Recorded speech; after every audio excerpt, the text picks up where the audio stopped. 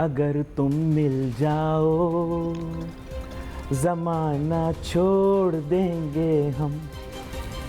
भाईजान, असल में बात यह है कि ये सारा चक्कर डॉलर का है और डॉलर के पीछे सारी दुनिया बशमूल मेरे परेशान हुए फिर रही है। क्या करें, हमारे मुल्क के पास है नहीं और दूसरों से मांगना पड़ता है। नायाब आइटम है चिंटू, खरीदने के 300, देखने के 10 रुपये लूँगा। कह रहा मुझे दिखाओ, ऐसे थोड़ी दिखाऊंगा, 10 रुपये लूँगा। महंगा आइटम है, नायाब आइटम है, कुछ अरसे में इससे खरीदे जाने वाली अशिया भी नायाब हो जाएंगी। हाँ, और ये तो ड्रॉपर के साथ पेट्रोल डलेगा तेरी बाइक के अंदर। एजाज, बहुत शौक है ना गाड़ी भगाने का, ड्रॉपर से डलेगा पेट्रोल।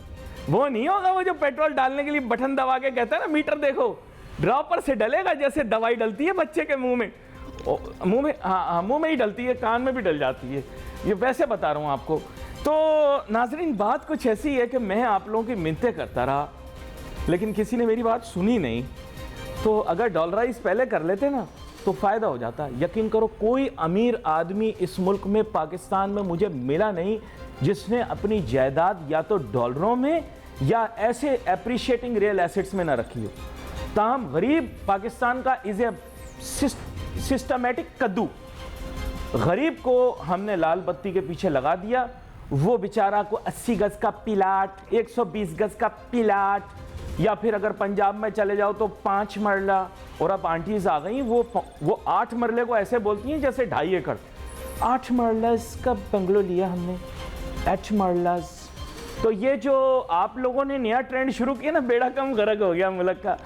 वैसे एक बात कहूँ, जो राहुल गांधी का डायलॉग मशहूर हुआ, बाय बाय टाटा खत्म फिनिश गई। ये बड़ी अजीब बात होती है, तलाक के बाद बीवी हलाल नहीं रहती। ये बता दूं मैं, चाहे दूल्हा बेचारा परेशान ही क्यों ना घूमता रहे, कहानी खत्म।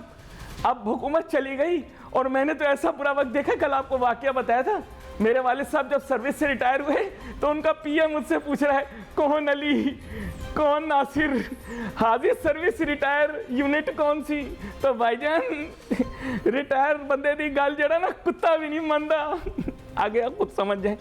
ये मेरे बड़े अजीज अंकल ने मुझे बताया था। आगे चलते हैं, ज़माना बदल गया, दुनिया बदल गई और दुनिया के बदलते ही अब कायम मुकाम या निगरान वज़रा और वज़ीर आज़म तशरीफ़ लाएंगे। इसी मौके की मुनासबत से साबिक निगरान वज़ीर भी रहे हैं जनाब मियाँ ज़ाहिद हुसैन साहब, उनको मैंने दावत दी है।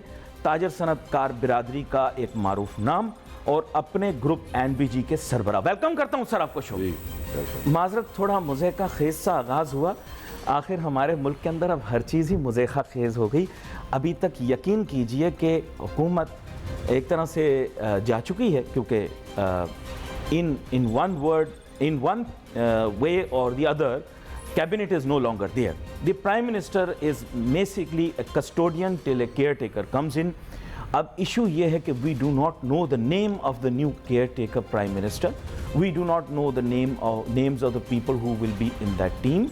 Maybe you can also be in that team if you are not in the run of becoming the caretaker prime minister, because everyone that I have met in this country has said that they qualify for this position. तो मैं आपसे ये जानना चाहता हूँ मियाँ ज़ाहिद हुसैन साहब कि थिंग्स आर सो अनक्लियर। दूसरा, ये किसी के सर पे भी बैठ जाए तो नया क्या करेगा पाकिस्तान की मईशत के लिए, ये भी बताएं जी। बिस्मिल्लाहिर्रहमानिर्रहीम। देखें, आपका जो मैंने इंट्रो पहले सुना, जो आपने डॉलर दिखाया, तो बात यह है कि वो आपने $1 का नोट दिखाया। हाँ हाँ, वो मैंने तो इनको क्या पता। जो गेम है वो $1 की तो है नहीं। हाँ, गेम बहुत बड़ी है। हाँ, गेम बहुत बड़ी है। तो पाकिस्तान की रिक्वायरमेंट्स भी बहुत बड़ी हैं। तो अब जहाँ तक आपने पूछा केयर टेकर गवर्नमेंट या केयर टेकर प्राइम मिनिस्टर का, देखें बात यह है कि ये जो बेल आउट पैकेज हमें मिला और बड़ा कोशिशें करने के बाद और डिफ़ॉल्ट के बिल्कुल जब हम at the verge of default, तो वो फिर हमें प्राइम मिनिस्टर ने उसमें इंटरवीन किया और वो काफ़ी कोशिश करने के बाद वो हमें मिल गया। तो एक $1.2 बिलियन वो हमें मिला। अब बात यह है कि ये जो कंडीशंस थी उनकी, अब प्राइम मिनिस्टर वो आएगा केयर टेकर जो उन कंडीशंस को फुलफिल करेगा, जो इसमें कंटिन्यूटी रखेगा। इकोनॉमिक पॉलिसी, इकोनॉमिक पॉलिसीज, ठीक है। तो अगर आपने उसमें कंटिन्यूटी नहीं रखी, जो रेल की पटड़ी उन्होंने बिछा दी है, तो उस रेल की पटड़ी पे आपके इंजन ने दौड़ना है। लेकिन प्रॉब्लम ये है कि वो फिक्स्ड रेल पे पटरी है, या उसको आप भी पढ़ के उस पर अमल करवा सकते हैं, मैं भी कर सकता हूँ।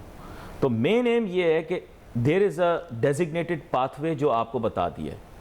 तो डू यू थिंक कि उसके लिए कोई स्पेशलाइज्ड आदमी की जरूरत है? ये बार बार इंसिस्ट कर रहे हैं someone from economy will do it, that's already a fixed path. नहीं, वो तो देखे ना, वो एक फिक्स पाथ तो है, लेकिन उसके ऊपर मतलब वो एक ऐसी कोई, वैसे तो आप देखें ना, एक भाई ऐसी दवा लिख के दे दी उन्होंने, हाँ, एक दोपहर एक शाम बस। लेकिन ये कि मुल्क में जो मल्टीफेरियस किस्म के इश्यूज आते हैं, प्रॉब्लम्स आते हैं, तो उन प्रॉब्लम्स को इस तरीके से हैंडल करना है कि जो ओरिजिनल पाथवे है उससे आप डिस्ट्रैक्ट ना हो जाए। यानी हलाले के लिए लड़का ढूंढना है कि जो गड़बड़ ना करे। क्योंकि हमारे यहाँ मैंने फैसलाबाद का एक वाकया इनको सुनाया था कि वहाँ पर हलाला हुआ तो एक शरीफ बंदा तलाश किया, तो कहा कि ये अगले दिन फिर तलाक दे देगा, तो फिर वापस रुजू कर लेंगे साहब बीवी से।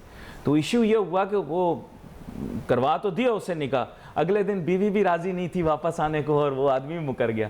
तो हलाले के लिए बंदा ढूंढ रहे, मिल नहीं रहा। मैं आपको सच बात नहीं, मैं आपको बताऊं कि हलाले के लिए बंदा भी मिल गया है। अच्छा, मिल गया है। देखिए, मैं तो ये बार बार गुजारिश प्रिवी हैं आप, you are privy, I know you are. देखिए, बात यह है कि जो इस वक्त गवर्नमेंट है, मियां शहबाज शरीफ या जो इनका कोलिशन गवर्नमेंट है, जी जी, तो ये गवर्नमेंट, इसके बाद अभी जो गवर्नमेंट आने वाली है केयर टेकर, और उसके बाद अगली गवर्नमेंट, ये तीनों गवर्नमेंट्स जो हैं एक दूसरे की कार्बन कॉपी होंगी और कंटिन्यूटी होगी।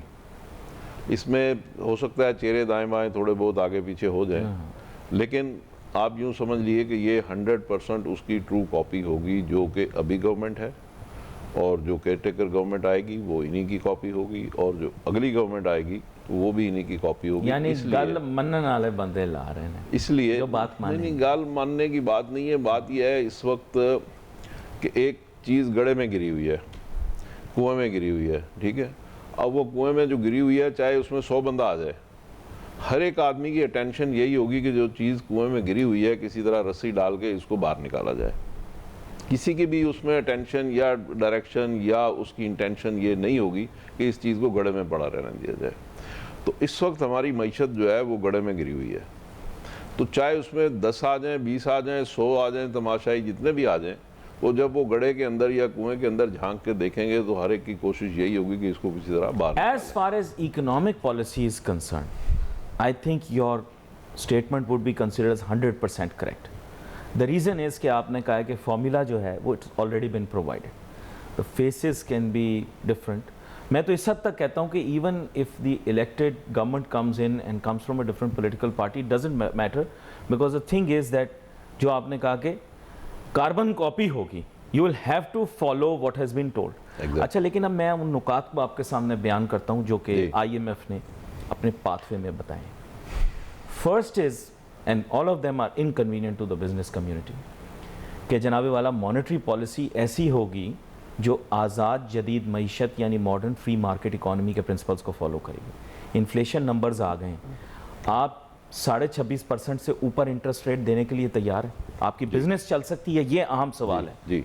अच्छा, अब इसमें बात यह है कि उन्होंने कुछ बेंचमार्क्स आपके सेट कर दिए हैं जी, ठीक है, कि अगर महंगाई होगी तो फिर उसके लिए ये फार्मूला होगा, ठीक।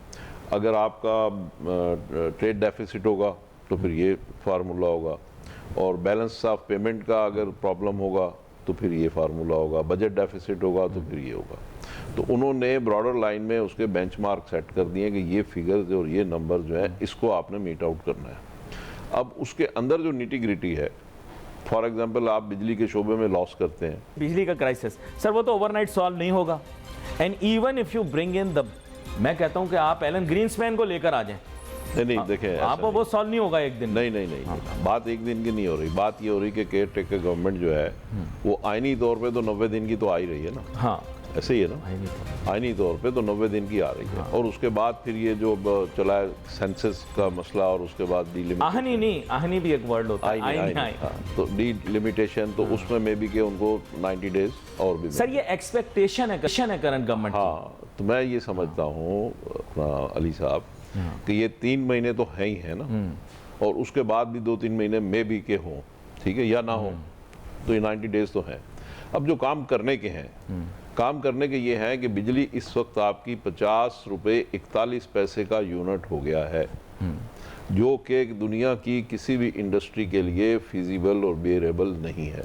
ठीक, IMF ये कहता है कि बिजली के शोबे में आपके जो लाइन लॉसेज और चोरी और इस तरह की चीज़ें जो हैं वो 600 अरब हैं, और तकरीबन 1300 अरब रुपए इस मद में भी हैं कि जो आप कैपेसिटी पेमेंट करते हैं सालाना। जी जी, ठीक है, जो पाबंद हैं आप, जो पाबंद हैं। ठीक, तो ये चीज़ें आपने कैसे सॉल्व करनी है? अगर ये चीज़ें आप रिजॉल्व करेंगे, देखिए IMF की तो बुक कीपिंग पूरी होगी कि 50 रुपये 41 पैसे हो या 55 रुपये हो या 65 रुपये हो, कि इस शोबे में लॉस ना हो। अगर लॉस है तो ये आपने पूरा करना है, तो उसकी तो डिमांड पूरी हो गई। अब ये जो बंदा केयर टेकर आएगा, उसने ये चीज़ देखनी है कि क्या 50 रुपये 41 पैसे की बिजली मैं मियाँ जाहिद हुसैन को दे के और उसकी इंडस्ट्री चलवा सकता हूँ, और अगर मेरी इंडस्ट्री नहीं चलेगी तो इसका मतलब ये होगा कि बेरोज़गारी भी होगी और एक्सपोर्ट भी नहीं होगी या बहुत कम होगी। ठीक है, तो इसका मतलब ये होगा कि जब वो डेफिसिट सामने आएगा तो फिर और मज़ीद आपको बिजली की कीमत बढ़ानी पड़ेगी। जब 50 रुपये 41 पैसे ही बेरेबल नहीं है तो फिर मज़ीद कैसे होगा? तो इसका मतलब ये है कि ये एक टेम्परेरी अरेंजमेंट है कि आप IMF की जो भी उसमें उनकी जो गाइडलाइंस हैं उनको आपने फुलफ़िल करना है, लेकिन इन बिटवीन और बीनीथ आपने उन चीज़ों को इस तरीके से करना है कि वो जो चोरी कौन कर रहा है, लाइन लॉसेस किधर जा रहे हैं, और कैपेसिटी पेमेंट जो है, आल्दो कि this is a legal and legitimate amount, लेकिन बात यह है कि सर्दियों में आप बिजली यूज़ करते हैं 9000 मेगावाट पर डे, गर्मियों में आप करते हैं 30,000। तो आपने जो फैक्ट्रियाँ या कारखाने लगाए हैं वो तो 30,000 मेगावाट के लगाए हैं। अब उसके जो आप सर्दियों में वो बिजली यूज़ नहीं कर रहे, बगैर इस्तेमाल किए हुए आप उसके पैसे दे रहे हैं, तो उस बिजली को यूज़ कर लें सर्दियों में। जब उस बिजली को आप यूज़ करेंगे तो आप सस्ती भी दे सकते हैं। सस्ती देंगे तो बिजनेसमैन का जो अपनी वो बनाएगा अपनी कंपोजिशन, तो वो उसकी बन जाएगी, उसकी अपना एवरेज ठीक हो जाएगी कि कभी वो महंगी भी ले रहा होगा, कभी वो सस्ती भी ले रहा होगा, तो उसकी एवरेज सही हो जाएगी। तो इस तरीके से आप बिजली की कीमत भी रिड्यूस कर सकते हैं। कैपेसिटी पेमेंट जो आप दे रहे हैं उसकी कोई यूटिलिटी आप डिज़ाइन कर सकते हैं। इसी तरीके से लाइन लॉसेज और चोरी और इन चीज़ों को आप ठीक कर सकते हैं। अब पॉलिटिकल गवर्नमेंट की तो ये मजबूरी होती है कि उसका एक पॉलिटिकल कैपिटल होता है, लेकिन केयर टेकर गवर्नमेंट जो है उसकी ऐसी कोई मजबूरी नहीं है। मैं ये समझता हूँ कि ये जो रिफॉर्म्स हैं, ये रिफॉर्म्स जो हैं ये इसी 3 महीने में शुरू हो जाएंगी। लेकिन सर जय्यद शख्सियत पाकिस्तान की और बहुत ही मीनार जैसे, नौजुबिल्लाह कहना नहीं चाहिए, बहुत ही जिसे आप कहते हैं कि जानी मानी शख्सियत पाकिस्तान की और सियासत के अंदर एक इनकलाब लाने वाला शख्स, अपोजिशन लीडर जनाब राजा रियाज साहब जो हैं, उन्होंने कहा कि कोई सियासी बंदा आना चाहिए। अब उनका जो कद है उस सियासी कद के हिसाब से वो अब बैठेंगे शहबाज शरीफ साहब के साथ, दोनों का आपको पता है सियासी कद बिल्कुल बराबर का है। शहबाज शरीफ साहब का कद जो है वो बल्कि थोड़ा सा शायद कम हो, राजा रियाज साहब का कद बड़ा है, ये थोड़ा इशारा आगे आप समझ गए होंगे सर।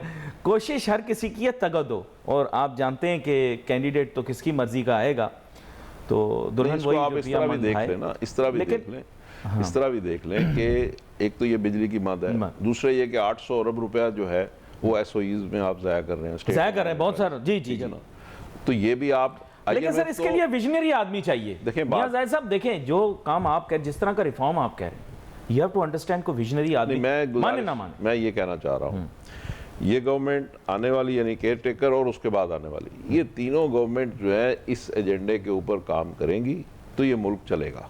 अब वो बंदा कौन होगा, वो गवर्नमेंट कौन होगी, उसमें कंटिन्यूटी क्या होगी, उसमें जामिन कौन होंगे, ये सब हमें पता है कि उसमें किस तरीके से ये काम होना है। ठीक है, और ये काम हो के रहना है, क्योंकि अब इसके बाद कोई चाराकार है नहीं। आप 4000 अरब रुपए जो आपका बजट डेफिसिट है, 4000 अरब रुपए तो आप लोगों से टैक्स नहीं लेते, वो भी आपका एक प्रॉब्लम है।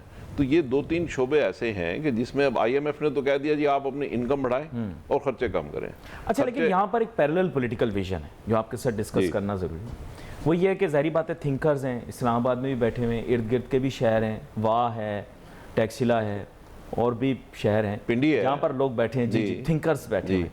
उन्होंने ये चीज़ अब सेट कर ली है, क्योंकि बहुत सारे ऐसे लोग हैं, शब्बर जैदी साहब भी हैं, वो थोड़े एक्सेंट्रिक से आदमी हैं, उन्होंने भी कह दिया गोइंग कंसर्न नहीं है। तो बात यह है कि उनको कि फिर किसी ने बताया है थिंक टैंक्स को कि देखें आप फिर फॉरेन पॉलिसी शिफ्ट लेकर आए। डू यू थिंक कि फॉरेन पॉलिसी शिफ्ट अगर लाते हैं उसका कोई इकोनॉमिक फॉल आउट तो है नहीं? उस पॉलिसी शिफ्ट के दो अहम नुकात हैं। नंबर वन कि पाकिस्तान अपनी अफगानिस्तान पॉलिसी को चेंज कर दे और कोशिश करे कि अफगानिस्तान की करंट गवर्नमेंट को इतना आइसोलेट कर दिया जाए कि फिर वो वेस्ट के साथ किसी तरह का कॉम्प्रोमाइज़ रीच करे। बड़ी फ्रैंक आपसे बात कर रहा हूँ, ये वज़ीर आज़म के बयानात आप देख लें पिछले एक हफ्ते के अंदर, अभी तो खैर माजी के वज़ीर आज़म हो जाएंगे। इसके साथ साथ जो है वो आपको पता है कि वहाँ पे ट्रबल भी कुछ क्रिएट हुआ है और ये क्लियर मैसेज दिया गया कि we will not talk to terrorists, which means that they are going to be no negotiations. Second ये है कि आपको कहा गया है कि जो मिडिल ईस्ट की यानी जो अरेबियन पेनिनसुला है, जीसीसी कंट्रीज़, इनकी प्रोटेक्शन की जिम्मेदारी आप सर पे लें ताकि वहाँ से कुछ पेमेंट्स आपको रिसीव होना शुरू हों। और अफगानिस्तान की जैसे CSF की सूरत में पहले पेमेंट्स आती थी, किसी सूरत में आपके पास पेमेंट्स आना शुरू हो, तो मे बी ये 4-5 बिलियन डॉलर्स पाकिस्तान को स्टेबिलिटी दें। Do you agree with that? Should we do it? Should we go for it? देखें, बात यह है कि एक तो SIFC है जिसके तहत हमें जो गल्फ कंट्रीज से इन्वेस्टमेंट आनी है और उस इन्वेस्टमेंट का तखमीना जो है को 25-30 बिलियन डॉलर्स है और वो चीज़ भी सिर्फ तखयलाती नहीं है, मैं समझता हूँ कि वो प्रैक्टिकल है और वो चीज़ डूएबल है और वो चीज़ हो जाएगी। उसमें सिर्फ पाकिस्तान के जो प्रॉब्लम्स हैं उसमें इशू यही है कि हमें चीज़ों का पता है, हमें हल भी पता है, मगर हम उन हल के ऊपर अमल दरामद कर नहीं सकते because of the vested interest of the so many peoples. लेकिन एक मिसाल आपके सामने छोटी सी रखता हूँ, वो ये है कि अरब्स इस वक्त हमसे बड़े गुस्से में हैं। उसकी वजह यह है कि हमने उन्हें मजबूर कर दिया कि उन्हें ईरान जैसे मुल्क के साथ बैठना पड़ गया जो उनके मिजाज और तबीयत के ख़िलाफ़ है। Now they want their leverage, वो चाहते हैं कुछ इस तरह की हो which can be boots on the ground in future. हमें कोई इकोनॉमिक फॉल आउट तो है नहीं, तो हम क्यों नहीं करते? पहले तो आपको पता है हम इतने लोगों को सिकॉन्मेंट पे भेजते थे, वहाँ पर लोग डेपुटेशन पे जाते थे। I mean you understand what is going to happen in the future. I think our military leadership has visited there. They have given them assurances, both for security and otherwise also. But it doesn't have an economic fallout. Benefit ही है, हमें नुकसान तो कोई नहीं। Definitely हमें उसका benefit है और देखिए उनकी भी ज़रूरत है। उनकी ज़रूरत है। उनको एग्रीकल्चर साइड पे उनको ज़रूरत है कि कोई ऐसा कंट्री हो जो उनके नज़दीक हो और वो काबिल एतमाद हो और वो ब्रांड न्यू हो, बेरिंग हो। तो ये है कि जब वो यहाँ पे आके अपनी इन्वेस्टमेंट करेंगे, अपना कॉर्पोरेट कल्चर लेके आएंगे और उसमें अपनी एक्सपर्टाइज लेके आएंगे या स्पेशलिटीज उसमें लेके आएंगे, तो हमारे यहाँ एग्रीकल्चर बढ़ेगा ना। और हमारे हमसे बड़े औखे हुए बैठे नहीं। अब सिवाय ये कि कुछ फाइनेंशियल सेक्टर में इन्वेस्टमेंट्स अबू धाबी ग्रुप ने पहले वापस ले लिए अपने पैसे, अब बहुत कम उनकी इन्वेस्टमेंट यहाँ रह गई है। म्यूनिसिपल इन्वेस्टमेंट में भी इन टेलीकॉम एंड बैंकिंग और फाइनेंस सेक्टर। आप मुझे बताएं ये पैसा वापस किस तरह हम लेकर आए उनका? वो राजी हो जाएं तो आ जाएगा, वरना फिर ये कि दान में लेते रहे उनसे पैसे। नहीं, मुझे ऐसा नहीं लगता ना वो दान में हमें पैसे देंगे।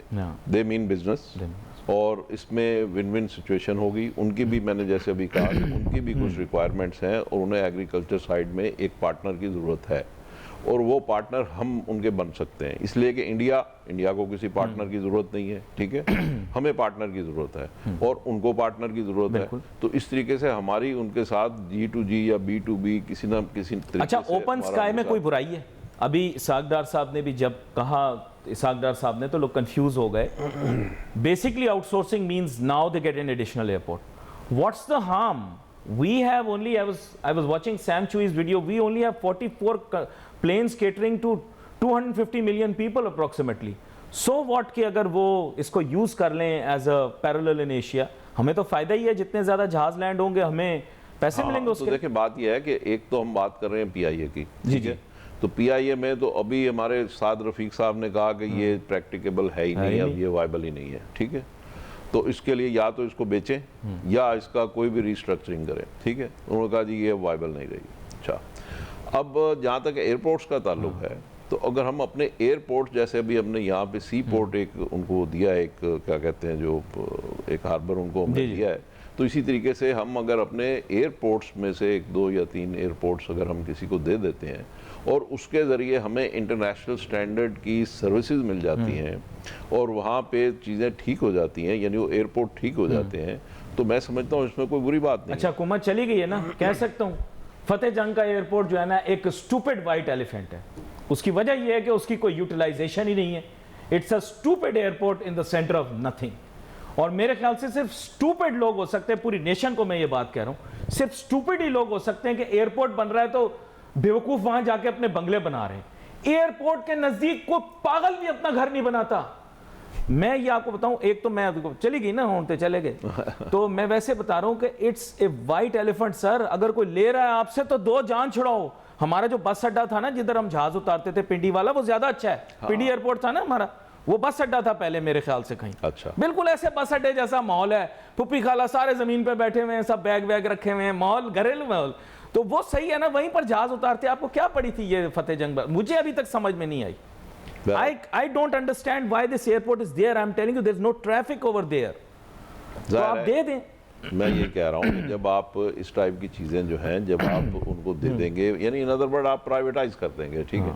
जब आप ये आउटसोर्स वो कह रहे हैं, आप लफ्ज नहीं इस्तेमाल करें। अब ये एक फैशनेबल वर्ड है आउटसोर्स करना, तो असल चीज़ वो प्राइवेटाइज करना ही है ना। तो जब आप एक चीज़ उनको आप दे देंगे और वो चीज़ परफॉर्म करने लगेगी, आपके सारे बैंक्स देख लें। मैं आपको सच बता रहा हूँ, ये भी बहुत फजूल प्रोजेक्ट बना रहे हैं गवादर एयरपोर्ट वाला जी। यकीन करो, ये रियल एस्टेट लॉबी के लिए बन रहा है, ये पैसे जाया हो रहे हैं। It's a stupid airport. मैं आपको सच बता रहा हूँ, there is going to be no traffic. It will become like Hambantota in Sri Lanka. हमारा बेड़ा गर्क हो जाएगा हमारी इकोनॉमी। नहीं, बात यह देखें, ग्वादर जो है एक आपका फ्यूचरिस्टिक एक हब है इकोनॉमी का, और उसमें आपके बड़े प्लान्स हैं, और उसमें स्पेशली जब आपकी चाइना की उसमें इन्वेस्टमेंट आ रही है, तो this is going to be international city, और उसमें उसकी बहुत ज़्यादा इकोनॉमिक वैल्यू होगी। तो लिहाजा वहाँ पे एयरपोर्ट होना आज नहीं होगी उसकी अहमियत, 10 साल बाद होगी, 5 साल बाद होगी। तो इसी तरह चीज़ें होती हैं कि आप उसको पहले चीज़ों को फोर्सी करते हैं। यही विजन होती है, और क्या होती है कि आप चीज़ों को पहले फोर्सी करते हैं, उसके मुताबिक उसकी डिज़ाइनिंग करते हैं, प्लानिंग करते हैं। ये नहीं होता कि आप सर पे कोई चीज़ पड़ जाए और उसके बाद आप शुरू करें। नहीं, गवादर में आगा खान का बड़ा मेरा मतलब चाइना का बहुत पैसा लगा है, तो जाहिर बात है वो मुल्क, सॉरी टेकन वर्ड्स बैक, तो हमें जो है वो बेसिकली क्या है कि उस पर बहुत एफर्ट करनी है। और बात आपने सही की है, मैं थोड़ा माजरत, मेरी जुबान फिसल जाती है। वैसे भी हुकूमत गई है ना, तो उसकी एक्साइटमेंट बहुत है मुझे। बात यह है अली साहब, बात यह है कि अब आपके मुल्क में ये चीज़ें जो हैं ये ठीक होने जा रही हैं। ये ठीक हुए बगैर ये मुल्क अब चल नहीं सकता। और इसमें जो अच्छी बात है, जो मैं समझता हूँ, जितनी देखें मेरी मालूमात है, जो इसमें अच्छी बात है वो ये है कि इस वक्त आपकी फ़ौज जो है वो इक़्तिदार नहीं चाहती। वो ये चाहती है कि जो भी इक़्तिदार में लोग हैं उनको हेल्प आउट करे, उनको सपोर्ट करे। ठीक, बिल्कुल सही बात। और यही चीज़ जो थी खान साहब के दौर में, बाजवा साहब और उनकी थी, उन्होंने गवर्नमेंट को सपोर्ट करने की कोशिश की है। वो गवर्नमेंट जायज़ आई थी या नाजायज़ आई थी, वो एक अलग कहानी है, लेकिन उन्होंने खान साहब की गवर्नमेंट को फुल सपोर्ट किया 3 साल। जी। लेकिन खान साहब उसके अहल साबित नहीं हुए कि वो जो उनको वहाँ से जो पिंडी से प्रॉब्लम आती थी वो भी ख़त्म हो गई, उसके बावजूद वो डिलीवर नहीं कर सके। अब बात यह है कि आपको ऐसे लोग और ऐसी टीम तो चाहिए ना जो डे टू डे मैनेजमेंट करें और डिलीवर करें। अब वो टीम जो है वो अगर आपको मिल जाती है, और उसके साथ आर्मी भी यकजान होके और यकसू होके और मिल के काम करते हैं मुल्क की तरक्की के लिए, सब मिलजुल के अगर काम करते हैं, आप मीडिया है, गवर्नमेंट है, फिर आर्मी है, सारे लोग अगर मिलजुल के काम करें, मैं तो कहता हूँ, मैं तो मुल्क की तरक्की के लिए हम बिजनेसमैन हैं, तो मिलजुल के अगर काम करें, जैसे हम चार्टर ऑफ इकोनॉमी की बात करते हैं, तो मिलजुल के अगर हम काम करेंगे तो ये चीज़ें ठीक हो जाएंगी। अगर हम मिलजुल के काम नहीं करेंगे और इसमें पॉलिटिकल हमारे वेस्टेड इंटरेस्ट होंगे, तो ये चीज़ें ठीक नहीं होंगी। और चीज़ें ठीक नहीं होंगी तो फिर आपको 50 रुपये 41 पैसे आ जाए बिजली, अगले महीने आपको 60 रुपये की मिलेगी। देखिए सर, जो भी अकेलापन होता है ना, बड़ी अजीब चीज़ होती है। जैसे वो अब आपने जिक्र किया हालात मामलात में, तो एक शख्स है जो कि अभी अकेला बैठा सोच रहा होगा कि क्या गलती हुई, जैसे आपने बताया, तो वो कर रहा होगा इंट्रोस्पेक्शन कि क्या चीज़ गलत हो गई।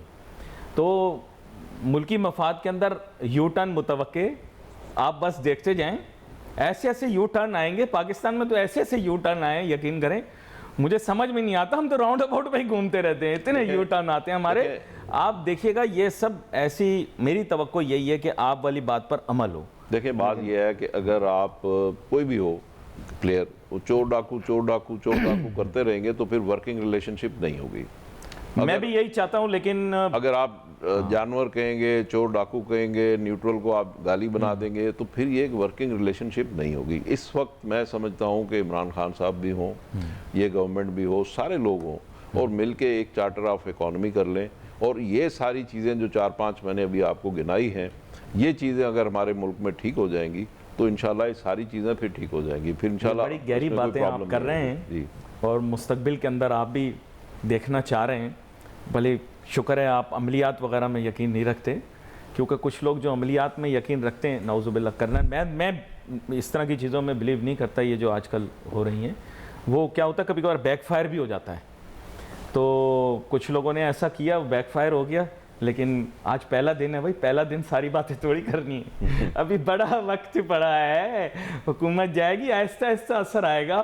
पहले दिन जब दुल्हन नए घर में आती है तो उसकी आंखें खुलती हैं, तो फिर आहिस्ता आहिस्ता फिर यूज़ टू होती है। तीसरे चौथे दिन फिर पोंछा भी लगाना पड़ता है, फिर उसे एहसास होता है कि बहू मैं सिर्फ एक ही दिन की थी।